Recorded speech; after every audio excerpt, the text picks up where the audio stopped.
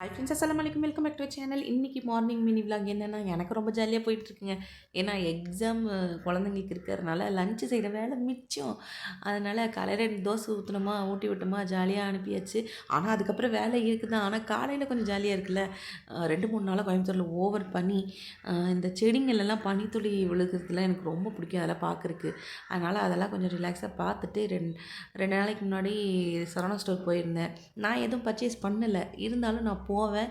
என்னென்ன கலெக்ஷன் இருக்குன்னு பார்ப்பேன். அது என்னுடைய கடமை இல்லைங்களா? அதெல்லாம் வேடிக்கை பார்த்துட்டு, அதுக்கப்புறம் நேத்து வந்து பேங்க்குக்கு போற வேலை இருந்துச்சு. ஏன்னா, நகை வந்து ரெனிவல் பண்ற டேட் வந்துருச்சு. அதனால போனா ஒரு பெரிய குண்டு தூக்கி தலையில போட்டாங்க. ஏன்னா, ஃபுல் கேஷ் குடுத்தா தான் ரெனிவல் ஆகும்ன்னு சொல்லிட்டு. எனக்கு என்ன பெரிய டவுட்டுன்னா, ஃபுல் கேஷ் இருந்தா நம்ம ஏங்க ரெனிவல் பண்ண வரோம்? நகைய மூட்டி கைக்கு எடுத்துட்டு போயிற மாட்டோம். அந்த ரெனிவல் ப்ராசஸ் முடிக்கிறதுக்குள்ளே எனக்கு பெரிய தலைவலியா போச்சு. முன்னாடிலாம் இந்த அளவுக்கு ஸ்ட்ரிக்ட் இல்ல. இப்போலாம் ரொம்ப ஸ்ட்ரிக்ட்டா இருக்கு. கண்டிப்பா நகை வச்சுக்கிறவங்கலாம் ரெனிவல் பண்ணும்போது ஃபுல் கேஷ் வச்சுக்கோங்க.